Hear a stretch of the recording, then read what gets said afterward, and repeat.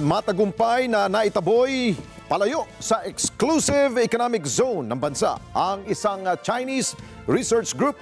Nauna na kasing namataan ang nasabing barko na pinangangambahang nagsasagawa ng deep sea mapping dyan sa Ilocos Norte. Report mula kay Madeline Villar Moratillo.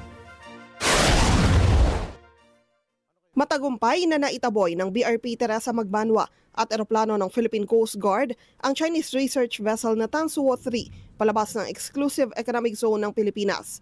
Ayon kay Commodore J. Tariela, tagapagsalita ng PCG sa issue ng West Philippine Sea, nasa 250 nautical miles na ang distansya ng nasabing barko ng China mula sa EEZ ng Pilipinas. Bukod sa marine scientific research, nangangamba ang opisyal na nagsasagawa rin ng deep sea mapping ang Tansuo 3 na unang namataan malapit sa karagatang sakop ng Burgos, Ilocos Norte. Nakakabahala in a way na it's because these Chinese research vessels have the capability for deep sea mapping. No? So when you say deep sea mapping, malalim ito, and there's a possibility that they're also doing this kind of deep sea mapping in support of their submarine navigation. No? Pwede kasi anya itong magamit sa submarine deployment. The submarine deployment is also supported by deep sea map location ng seabed natin.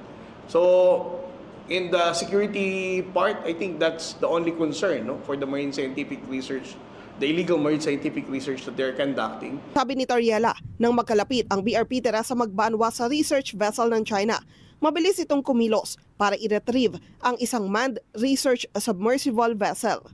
Ito yung tinatawag nilang Shanghai Yongxi or the Deep Sea Warrior. It is actually a manned submersible research vessel.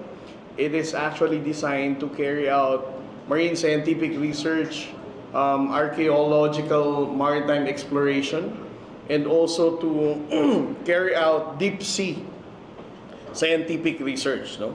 So this submersible vessel can explore as deep as 4,500 meters. May nakita rin anyang isang rigged hull inflatable boat na lumapit sa isang malaking palutang-lutang na kulay dilaw na bagay na mabilis hinila para maibalik sa nasabing barko ng China. Madeline Villar Moratillo para sa Mata ng Agila. Matatag, matapang, matapat.